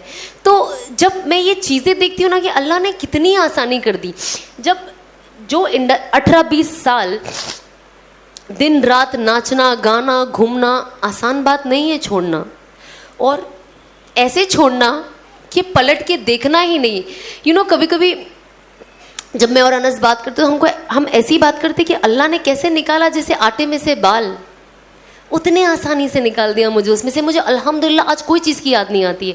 मुझे कभी कभी यही पूछते हैं किसी और की बात सुन के, बोले यार तुमको कोई चीज़, मैंने कहा बिल्कुल, मैंने कहा आप यकीन नहीं मानोगे मुझे याद ही नहीं आती है। 20 साल अगर आप कोई एक चीज़ करो आपको याद आएगी ना, यार इंसान है, याद आएगी ना। ऐसा नहीं कि आपको वो करना है, लेकिन एक इंसान सोचता है ना, अरे यार अभी मैं हिजाब नहीं पहनी होती, अभी मैं मालदीव्स गई हूँ, कितना आराम से बाल खोल के ऐसे हवा में लहरा रही होती मैं, सोचता है ना। इसका ये मतलब नहीं है कि अरे मुझे हिजाब नहीं पहनना, पर एक वो सोच आती है, वो पॉजिटिव भी आ सकती है नेगेटिव भी, मैं पॉजिटिव की बात करती हूँ। लेकिन आपको लगता है नहीं यार, बल्कि मुझे तो लगा इमेजिन मैं एक ऐसी जगह गई हूँ जहाँ पे जब मैं लोगों की तस्वीरें देखती हूँ, बहुत मेरी मुसलमान बहनों को ये लगता है जब वो फोटो देखते कि भैया हम मालदीव्स जा ही नहीं सकते, जाएंगे तो ऐसे ही रहना है। लेकिन जब मैं वहाँ गई मैंने कहा नहीं, ऐसे कोई रूल्स रेगुलेशन नहीं है, ये हमारे दिमाग का फितूर है कि हम बीच पे जाएंगे तो हमें ये पहनना है, हम यहाँ जाएंगे क्योंकि वो सब कर रहे हैं, हम सब नहीं है। अल्लाह ने हमें ईमान क्यों दिया है? ताकि हम सब ना रहे, हम दिखाई दे लोगों की कि ये ईमान वाले हैं, ये अल्लाह को, अल्लाह के हुक्मों को फॉलो करने वाले हैं, ये रसूल अल्लाह सल्लल्लाहु अलैहि वसल्लम की सुन्नतों को पकड़ के रखने वाले हैं, ये आम इंसान नहीं है। हमें अल्लाह का कितना सबसे पहले शुक्र करना चाहिए कि हमें ईमान वाले घर में पैदा किया।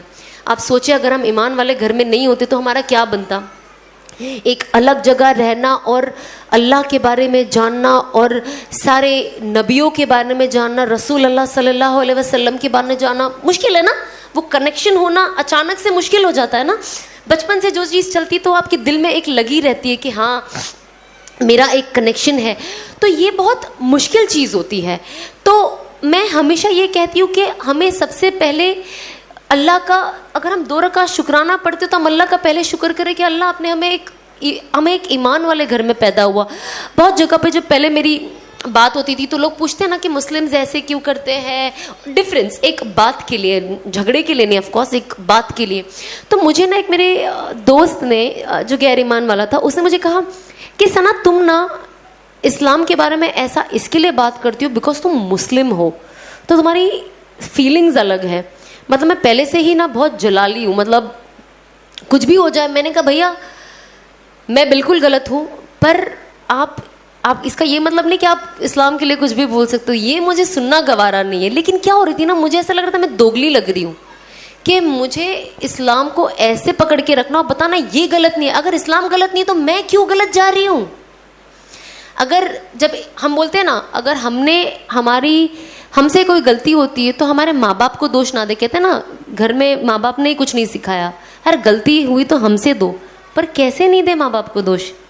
वो कहीं ना कहीं आपके माँ बाप के नाम पे जाता है ना। कहते हैं ना घर के हर लड़का लड़की माँ बाप की इज्जत है। तो इसी तरीके से इस्लाम हमसे कनेक्टेड है। हम ये नहीं बोल सकते कि अगर मैंने ये किया तो इस्लाम को दोष नहीं। तो नहीं, आप रीजन बन रहे हो इस्लाम का नीचे आने का, और जाहिरी तौर पे उसका एक गलत पोर्ट्रेल हम खुद दे रहे। आज की तारीख में कोई नहीं बोलना चाहता है मैं गलत हूँ। हर इंसान कहना चाहता है नहीं मैं सही हूँ, ये सही है, या मेरे से गलती हो रही है, लोगों से हो रही, मुझसे कुछ नहीं हो रही। भाई मैं तो बहुत एकदम नेक हूँ, एकदम स्ट्रेट हूँ। तो ये हमें सबसे पहले एक्सेप्ट करना है कि हम गलत है। तौबा का सबसे पहला मयार क्या है? किसी भी चीज़ की तौबा का पहला ये मयार है कि हम एक्सेप्ट करें कि हम गलती कर रहे हैं।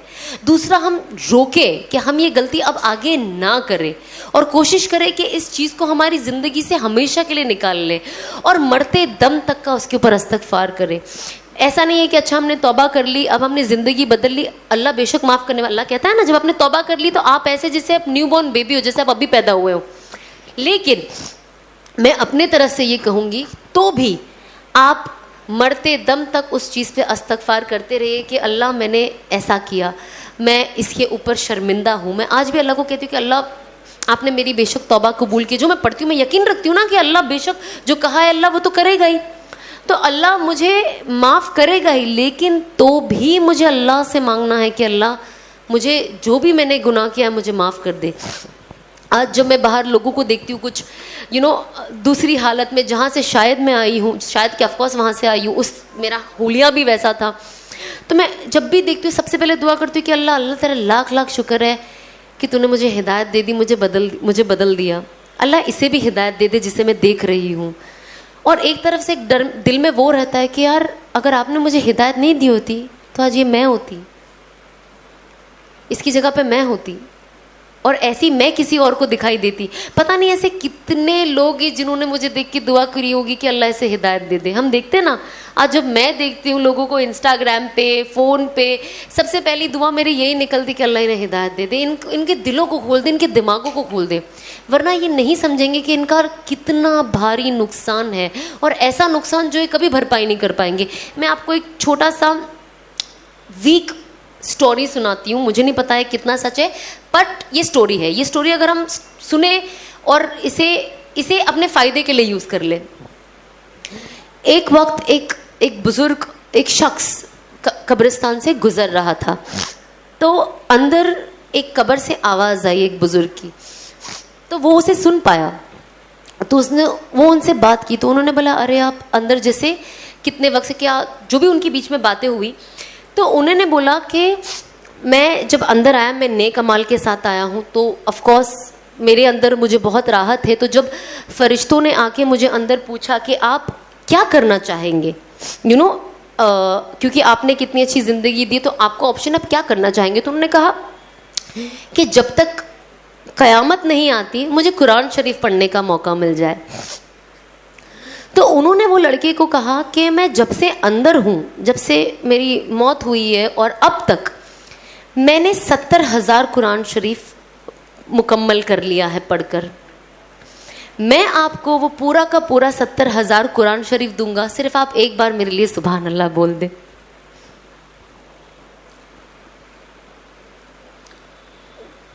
इसका मॉरल ऑफ द स्टोरी ये है कि एक जिंदा इंसान का एक सुभान अल्लाह, जो अपने एंड तक पहुंच चुका है, उसके 70,000 कुरान शरीफ के ऊपर, आप समझ रहे हो हम पढ़ सकते हैं 70,000 कुरान शरीफ? आई डोंट थिंक सो, बहुत मुश्किल है। इमेजिन। तो इससे हमें ये सबक मिलता है कि हम एक सुभान अल्लाह, एक अल्हम्दुलिल्लाह, इसको फॉर ग्रांटेड ना लें। हर चीज़ में सुभान अल्लाह बोले, हर चीज़ में अल्हम्दुलिल्लाह बोले, हर चीज़ में अस्तगफार करे। हर वक्त मैं कोशिश करती हूँ कि मैं जब भी बात ना करूँ, मैं एटलीस्ट तस्बीह करते पढ़ती रहूँ। खुदा ना खास्ता मेरी मौत आ जाए, हम तो कोशिश ही करते कि ला इलाहा इल्लल्लाह मुहम्मदुर रसूलुल्लाह सल्लल्लाहु अलैहि वसल्लम पे मौत आए। खुदा ना खास्ता ये ना हो तो एटलीस्ट मेरा जिक्र तो चल रहा है, कुछ तो चल रहा है। जब मेरे लब पे जिक्र ही नहीं होगा तो मौत कलमे पे कैसे आएगी? सिर्फ मैं 5 वक्त की नमाज पढ़ूंगी, वजीफे पढ़ूंगी, बाकी पूरा वक्त फिजूल की गपशप में मैं वेस्ट करूंगी, तो मैं मरूंगी तो मैं कलमा कैसे आएगा मेरी जुबान पे? तो ये बहुत एक आई डोंट नो, आपने स्टोरी सुनी है कि नहीं? एक राजा था, उसके पास एक पोपट था। किसी ने सुना है ये स्टोरी? आपने सुना? किसी और ने सुना है? नो? कुछ लोगों ने शायद सुना होगा, आपने सुना है। तो वो पोपट ऐसा था ना, वो जो बोले वो बोलता था, जो बोले वो बोलता था। तो क्योंकि पोपट अच्छा बोलता था तो राजा ने उन्हें बोला ला इलाहा इल्लल्लाह मुहम्मदुर रसूलुल्लाह बोलो, ला इलाहा इल्लल्लाह। पोपट क्योंकि बोलता था ला इलाहा इल्लल्लाह मुहम्मदुर रसूलुल्लाह बोलता था, ला इलाहा इल्लल्लाह मुहम्मदुर हर वक्त बोले। और वो पोपट एक इंसानों की तरह बात करता था, कोई आए तो उसे ग्रीट करना, तो सिखाया। एक दिन पोपट की मौत हो गई। राजा बहुत रोया, बहुत पालतू पोपट था, बहुत मोहब्बत थी उससे। तो लोगों ने बोला राजा आप क्यों रो रहे हो? इसलिए रो रहे हो क्योंकि आपका पोपट मर गया? तो उन्होंने कहा नहीं, बोले दिन रात पोपट ला इलाहा इल्लल्लाह मुहम्मदुर रसूलुल्लाह बोलता था, पर जब मरा तो उसने कलमा नहीं पढ़ा। जो इंसान पूरा दिन एक ही चीज बोल रहा है, मतलब वो सिर्फ रट्टा मारता था, वो दिल से नहीं पढ़ा। अब वो चीज देख के राजा को क्या एग्जाम्पल मिला कि मुझे नहीं पता मैं जो बोल रहा हूँ ला इलाहा इल्लल्लाह मुहम्मदुर रसूलुल्लाह, मैं दिल से बोल रहा हूँ कि नहीं। क्योंकि अगर मेरा पोपट दिन भर यही बोलता था लेकिन उसकी मौत कलमे पे नहीं हुई, तो जब मैं मरूंगा तो क्या मैं कलमा बोल पाऊंगा? तो ये जो छोटी छोटी स्टोरीज हम सुनते हैं, हमें पता चलता है कि इसीलिए चीज़ें दिल से करो। जब हम दिल से और यकीन से करते हैं ना, तो अल्लाह वो चीज़ हमारे अंदर डाल देता है। तो जब मैं ये छोटी छोटी स्टोरी सुनती हूँ ना, मुझे नहीं जानना है कि ये कितनी स्ट्रॉन्ग है, कौन से बुक में। भैया इससे मुझे फ़ायदा क्या होता है? मेरा फ़ायदा ये कि मैं इसे दिल से सुनूं और इस पर अमल करूं। हमें हर चीज़ से क्या करना है? अपना फ़ायदा लेना है, ना कि बहस करना है। ऑफ कोर्स कुछ चीज़ें जानना, पढ़ना, समझना बहुत ज़रूरी है। ऐसा नहीं कि हम अंधाधुन जो बोल रहे हैं बस वो करते जा रहे, बेशक आप समझें, बट उसके अलावा कभी कभी होता है ना कि अल्लाह के बारे में ही बोलना है ना, अल्लाह का ही कलमा पढ़ना है, कुरान की आयत पढ़नी है। क्या होगा उससे? फ़ायदा ही होगा ना। किसको नुकसान हुआ है दुनिया में कुरान की एक आयत पढ़ के? किसी को नहीं। कुछ लोग कहते हैं ना, अच्छा असर के बाद ये पढ़ना है, इसका आप रेफरेंस नंबर दीजिए। मैं डालती हूँ ना इंस्टाग्राम पे, इसका रेफरेंस नंबर दीजिए, कि भाई मत पढ़ दूँ। मन में ऐसे होता है। तो हर आप एक इंसान, सबसे वीक से वीक इंसान सोचे यार, जो भी होता है कुरान शरीफ है ना, फ़ायदा ही देगा। कुरान ने किसको दुनिया में नुकसान दिया है? सिवाय फ़ायदा के कुछ नहीं दिया है। तो हमें हमारा दिमाग थोड़ा ओपन रखना है। आज आप इतनी माशाल्लाह से इतनी जवान लड़कियों को मैं यहाँ देख रही हूँ, हम फ्यूचर जनरेशन है, आज का यूथ है, तो हम कोशिश करें कि हम लोगों को इंस्पायर करें। लोग जवानों को देख के जल्दी इंस्पायर होते हैं ना, क्योंकि लोगों की नज़र में ये, आप कितनी भी परहेजगार इबादतगार बुजुर्ग को देखो, वो असर नहीं होता है जो एक परहेजगार जवान को देखकर होता है। क्योंकि कहते हैं ना, जवानी में ही तो नफ्स होता है ना, हर वो बुरी चीज़ करने के लिए शैतान आपके अंदर डालता रहता है जिससे अल्लाह नाराज़ होते हैं। चाहे बेपर्दगी हो, चाहे हस्बैंड एंड वाइफ में लड़ाई कराना, कभी कभी ऑफ कोर्स देखो डेफिनेटली सबके रिलेशन अच्छे होते हैं, पर छोटी मोटी नोक झोंक सबकी लाइफ में होती है। कोई परफेक्ट नहीं है, कोई परफेक्ट नहीं है। हर किसी की अगर आपको ऐसा लगता है कि किसी की ज़िंदगी में कुछ भी नहीं हो रहा माशाल्लाह से लोग, ये ख्याली पुलाव है, ये बिल्कुल भी नहीं होता है। हर किसी की लाइफ में आपको मैं भी बहुत क्यूट प्यारी लगूंगी, मेरे भी डिफरेंसेस है होते, पर अच्छा इंसान क्या है, इमिजिएटली सॉल्व कर दे। हाँ, थोड़ा 5-10 मिनट बात हुई, बाद में अरे यार प्लीज़ मुझे माफ़ कर दो, गले लगा ले, हदिया हदाया दे दे, मोहब्बत की नज़र से देख ले, बातें कर ले, माफ़ी मांग ले। आई थिंक वही एक अंदर होना चाहिए, क्योंकि शैतान तो चाहेगा ना। मैं नहीं चाहती हूँ शाम को ये इबलीस का बच्चा जाके वहाँ बैठे, छोटा शैतान इबलीस की महफिल में, और मज़े लेके मैंने मियाँ बीवी में झगड़ा लगा दिया। वही होता ना, शाम को ना ऐसी ही महफिल जमती है। आई एम श्योर आप सबने सुना होगा, जिनको नहीं पता उनके लिए, कि शाम को ना इबलीस ऐसी महफिल लगा के बैठता है। ऐसे छोटे छोटे सब शैतान, छोटे बड़े सब बैठे होते हैं। तो कहता है अच्छा तुमने क्या किया? मैंने ना आज इस बंदे को चोरी करवाया। अच्छा ओके व्हाटएवर। आपने क्या किया? मैंने ना इससे झूठ बुलवाया, मैंने ना इससे डाका दिलवाया, मैंने ना इसको ना ये बदजुबान होकर इसका इंसल्ट किया, ये पीछे से एक चिंटू से शैतान हाथ उठाता है ऐसे। तुमने क्या किया? मैंने ना मियाँ बीवी में झगड़ा लगाया। वो शैतान इबलीस उसे कहता है तुम आगे आओ, आगे आओ, और उसको सबसे ऐसे वीआईपी सीट में बिठाता है। बोलता है ये इसने कुछ काम करके आया है। ये क्यों कहता है? क्योंकि जब हम झूठ बोलते हैं ना, कभी कभी, अच्छा मैंने आपसे बोल, मेरा ज़ाती मामला होता है, ठीक है, बहुत सारे जो हम गुनाह करते हैं वो हमारे ज़ाती मामला होता है, लेकिन मियाँ बीवी में जो झगड़ा होता है ना, वो नस्लों का मामला होता है। उसमें सबसे ज़्यादा नस्लें ख़राब होती है। मियाँ बीवी छोड़ दे एक दूसरे को, अल्लाह माफ़ करे, बट अलग हो जाते, बच्चों का फ्यूचर ख़राब। वो झगड़ा बच्चे देखते, बच्चे भी, अगर हस्बैंड मारने वाला होता है या बीवी ज़बान लड़ाने वाली होती है तो बेटा बेटी यही सीखते हैं। तो ये नस्लों को ख़राब करता है। नस्ल थोड़ी ना मेरे बाद ख़त्म हो जानी है। मेरे बेटे ने अगर लड़ाई सीखी, उसका बेटा भी वही सीखेगा, उसका बेटा भी, अनटिल अनलेस अल्लाह ने किसे हिदायत दे दी। बट जो एक दिखता है वो तो यही दिखता है ना कि ये कैरी फॉरवर्ड हो रहा है चेन। तो ये चीज़ होती है। तो हमें कोशिश करना चाहिए, एटलीस्ट जितने लोग मैरिड है, झगड़ा होता है, डिफरेंसेस होते हैं, नो प्रॉब्लम, बट इमीडिएटली बना लो। शाम की महफिल सजने ना दो अब इब्लीस की इस चीज़ को लेकर। मतलब मैं चाहती हूँ कि मन में ऐसा लगता है कि कोई ऐसा हो ही नहीं जो जाके बोले कि मियाँ बीवी में झगड़ा लगा, क्योंकि मियाँ बीवी की मोहब्बत सबसे, अल्लाह ने सबसे ज़्यादा कसमें कुरान में मियाँ बीवी की मोहब्बत की खाई है, ना कि माँ बाप की, ना कि रिश्तेदारों की, ना कि किसी और की, बट मियाँ बीवी की मोहब्बत की कसम खाई है कुरान में।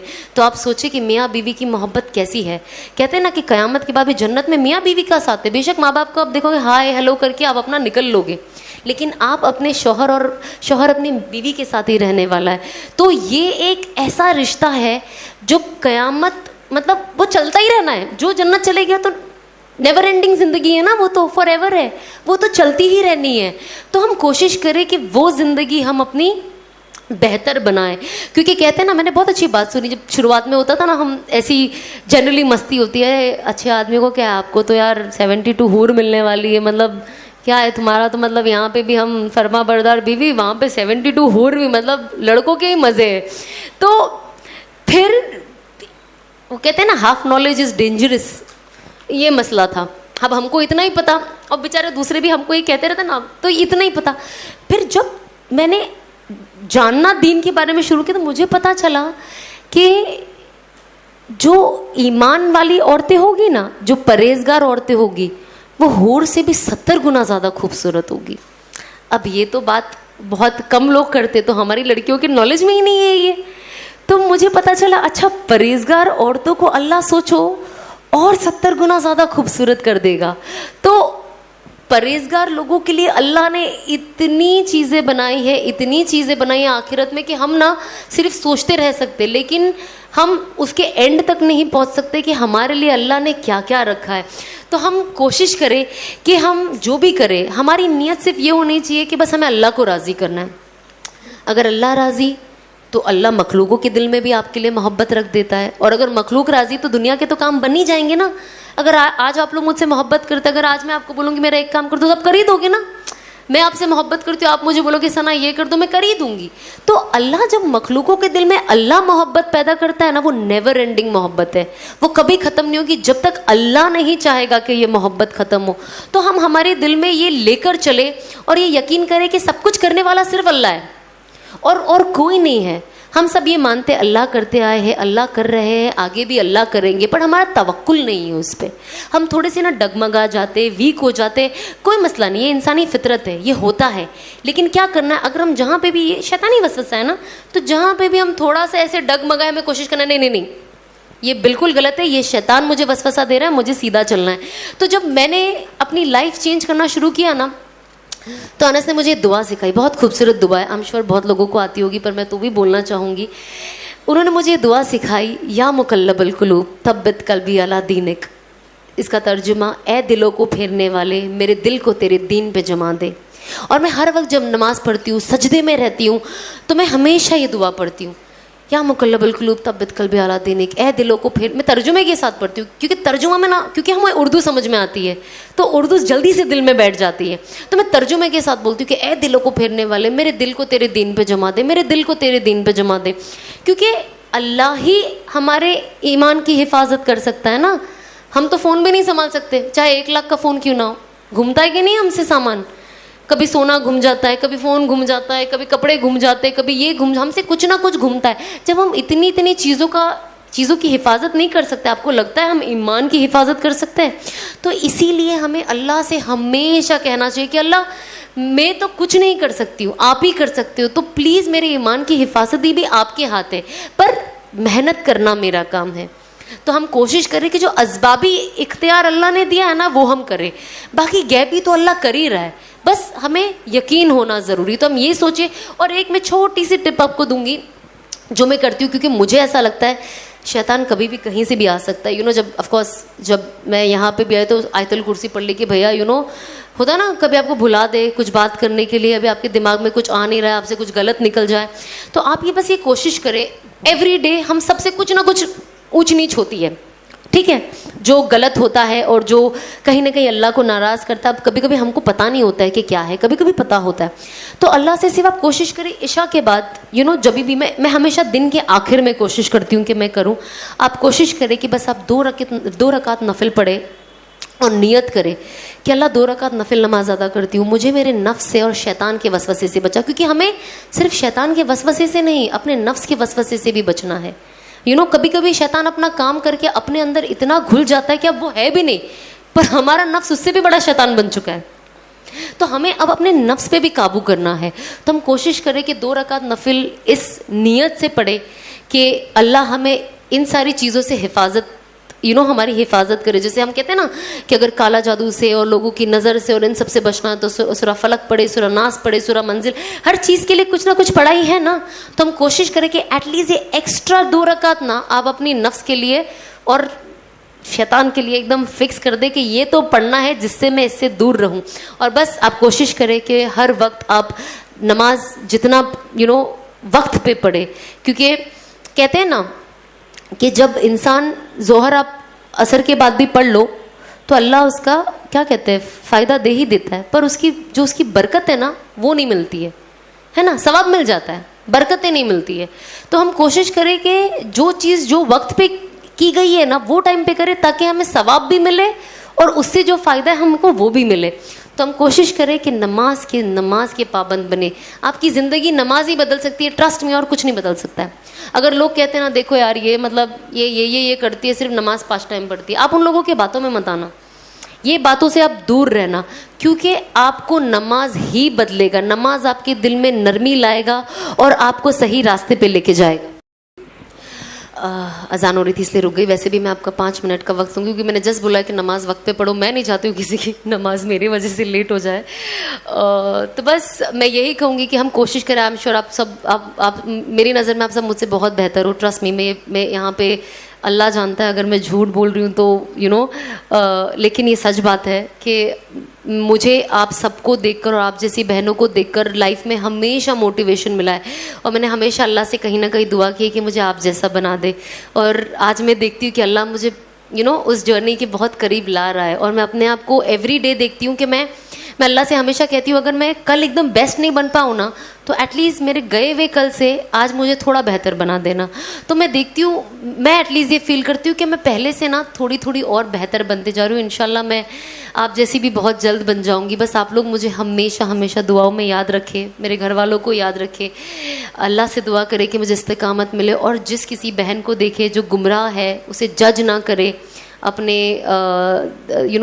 शैतानी दिमाग के घोड़े ना दौड़ाए और उन्हें जज ना करे कि होता ना जनरली, क्योंकि हम नेक हो जाते हैं और हम पर्दे वाले हो जाते हैं, तो हर इंसान जो पर्दा नहीं करता है हमें वो जहन्नमी लगता है और हम जन्नती फील करते हैं।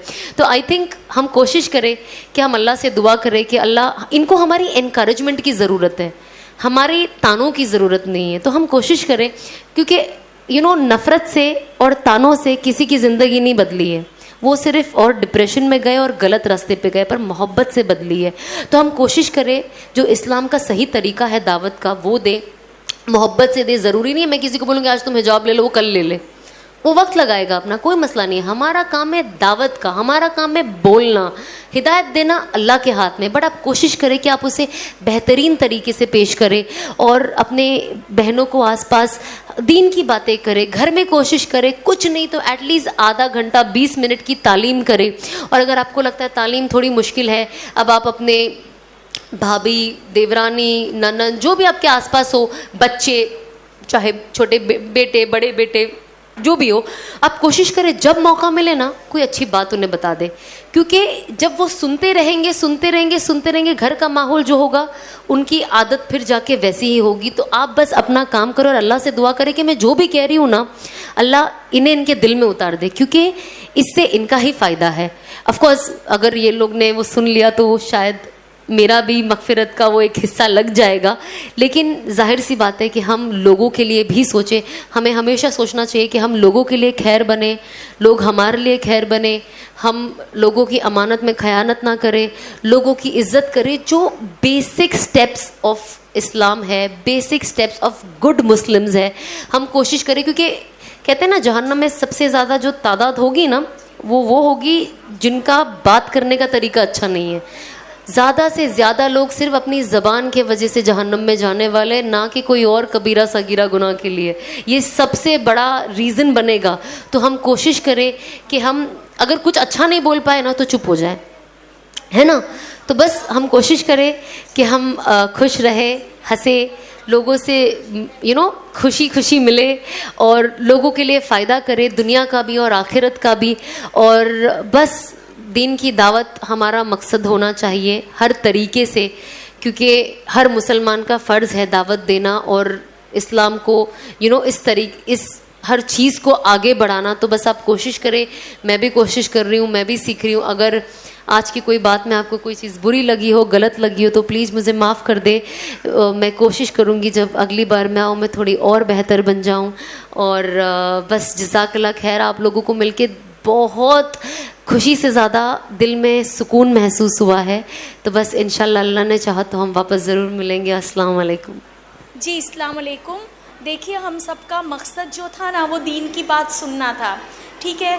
मैम ने हमें बहुत ज़बरदस्त बातें कही, वही सिफ़ात की तरफ हमें मतलब पॉइंट आउट किया जो सहाबाए किराम रज़ियल्लाहु तआला अन्हुम ने नबी अकरम सल्लल्लाहु अलैहि वसल्लम की सोहबत में रहकर सीखी हैं। ईमान की बात थी, नमाज की बात थी, दीन के इल्म के सीखने की बात थी, ज़िक्र की बात थी, इकराम की बात थी, इखलास नियत की बात थी, थोड़ा सा वक्त अल्लाह के रास्ते में निकालने के मुतालिक बात थी। अब असल जो मकसद जो था ना हमारा दीन की बात सुनना था। तो आपसे मुअद्दिबाना गुजारिश है कि आप तरतीब से बाहर निकल जाइएगा, यहाँ मुसाफ़ा लेने के लिए धक्कम पेल मत कीजिएगा, ठीक है। जज़ाकुमुल्लाहु खैरल जज़ा। जी अस्सलाम वालेकुम वरहमतुल्लाहि वबरकातुहू। इंशाअल्लाह हम दुआ कर जज़ल्लाहु अन्ना मुहम्मदन सल्लल्लाहु अलैहि वसल्लम बिमा हुवा अहलु, जज़ल्लाहु अन्ना मुहम्मदन सल्लल्लाहु अलैहि वसल्लम बिमा हुवा अहलु, जज़ल्लाहु अन्ना मुहम्मदन सल्लल्लाहु अलैहि वसल्लम बिमा हुवा अहलु।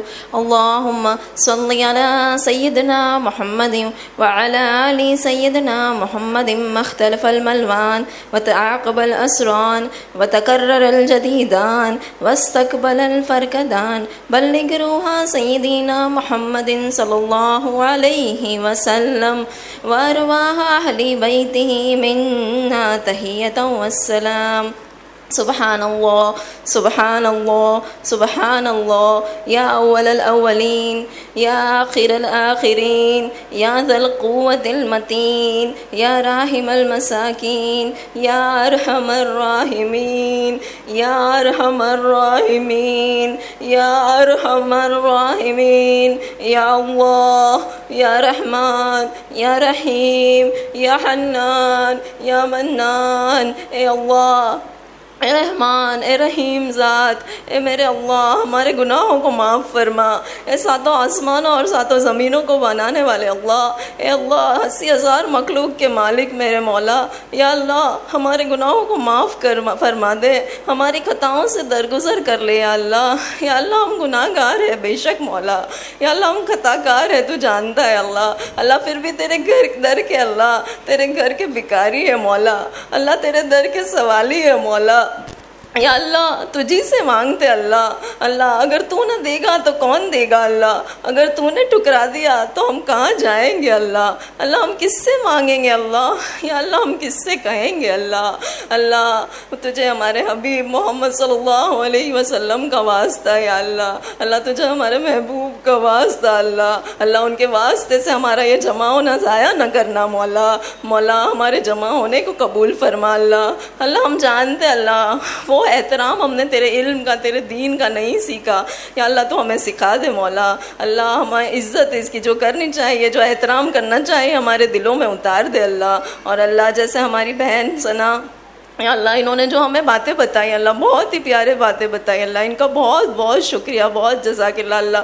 अल्लाह इन्हें इस्तिक़ामत दे अल्लाह, अल्लाह इनके गुनाहों को माफ़ कर दे अल्लाह। अल्लाह इस मजलिस के दुफ़ैल अल्लाह इनकी मग़फ़िरत कर दे अल्लाह, या अल्लाह इनकी मग़फ़िरत कर दे अल्लाह। अल्लाह इन्हें दुनिया के चप्पे चप्पे में दीन की दावत को लेकर चलने वाला बना दे या अल्लाह। हम सब को अल्लाह, अल्लाह हम सब को अल्लाह, अल्लाह तेरे दीन की दावत को लेकर अल्लाह दुनिया के कोने कोने में जाने वाला बना दे अल्लाह। अल्लाह अल्लाह हमारी नस्लों को अल्लाह, या अल्लाह हमारी नस्लों को ज़ाया न करना अल्लाह, अल्लाह हमारे बच्चों को, हमारी मासूम औलादों को ज़ाया न करना अल्लाह। अल्लाह इस उम्मत के नौजवान लड़के लड़कियों को अल्लाह, इस उम्मत के नौजवानों को अल्लाह ज़ाया न होने दे अल्लाह। अल्लाह तू जानता है अल्लाह, अल्लाह हमारे नबी कितना रोए हैं हमारे लिए अल्लाह। अल्लाह एक माँ भी इतना नहीं रोती अपने बच्चे के लिए अल्लाह, अल्लाह एक माँ भी इतनी मोहब्बत नहीं करती अल्लाह। अल्लाह उन्होंने तो हमें देखा भी नहीं अल्लाह, फिर भी हमारे लिए तड़पे हैं अल्लाह, फिर भी हमारे लिए रोए हैं अल्लाह। अल्लाह तुझे उनकी कुर्बानियों का वास्ता अल्लाह, अल्लाह हमारे नबी की कुर्बानियों का वास्ता अल्लाह, सहाबाओं की कुर्बानियों का वास्ता अल्लाह। अल्लाह इस उम्मत को कबूल कर दे, कर ले अल्लाह, इस उम्मत को माफ़ कर दे अल्लाह, और इस उम्मत को तेरे दीन के लिए, तेरे दीन की खिदमत के लिए अल्लाह कबूल कर ले। हमारी नस्लों को अल्लाह, अल्लाह हमें माफ़ फरमा दे अल्लाह, और अल्लाह इस मजलिस को कबूल फरमा लेना अल्लाह, अल्लाह इस मजलिस को कबूल फरमा लेना अल्लाह। अल्लाह उम्मत में जो भी परेशान हाल है अल्लाह, जिन्हें औलाद, जो बे औलाद है उन्हें औलाद अता फरमा अल्लाह, जिनके रिश्ते नहीं होते मौला, जो लड़के लड़कियों के अल्लाह उन्हें नेक बेहतरीन शौहर और नेक रिश्ते अता फरमा मौला। या अल्लाह, या अल्लाह हमारे गुनाहों को माफ़ फरमा अल्लाह, और जो मांगा उसे भी अता फरमा अल्लाह, जो मांगने से रह गया उसे भी अता फरमा, और जो शैतान ने बुला दिया उसे भी अता फरमा अल्लाह। जज़ल्लाहु अन्ना मुहम्मदन सल्लल्लाहु अलैहि वसल्लम बिमा हुवा अहलुहु।